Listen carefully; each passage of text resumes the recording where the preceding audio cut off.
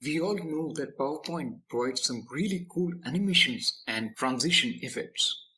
However, if you're using PowerPoint in a professional setting, you'll want to keep those animations subtle yet professional. In this video, I want to show you a technique to make your PowerPoint presentation dynamic in a way that enhances the message of your presentation. Let's first check out an example and then I'll show you how to do it in PowerPoint. Here's a simple video of a world map. As the video progresses, the focus zooms in on a specific region of the map. Then the focus shifts to other regions of the map. Finally, the video shows you the original image. This effect actually enhances the presentation and the message because you're not just showing a static image of the world map and asking the viewer to switch attention to the different regions. At the same time, the animation is subtle, so you can use the same technique even in your PowerPoint presentations used in corporate environments. So how do you create this effect in PowerPoint?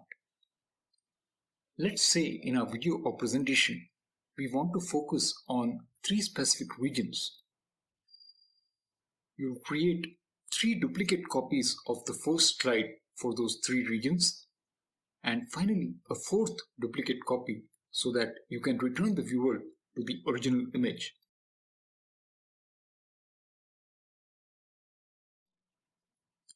Next, you need to zoom out on the slides showing the individual regions. Let's zoom out of the slide first. You can go to View, Guides, so that you can see the position of different elements of the image with respect to the slide. Next, say you want to focus on North America. You drag the edges of the image to zoom the image. You then reposition the zoomed image such that the region of North America is in focus.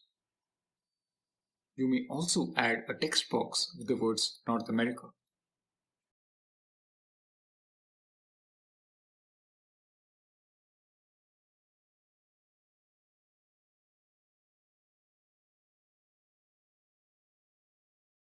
Next, do the same thing for the remaining 2 slides. Let me apply the same technique and focus on the regions South America and India. I'll copy the text box used in slide 2 and replace the text for slides 3 and 4.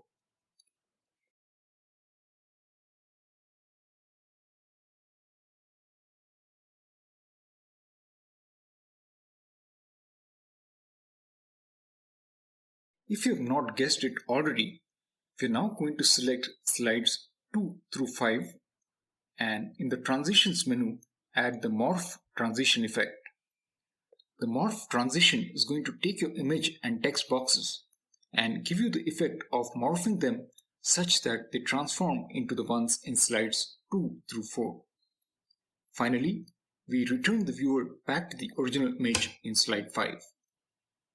You can apply this technique to any presentations in which you have an image or a set of images and you want the viewer to focus on different elements of the images.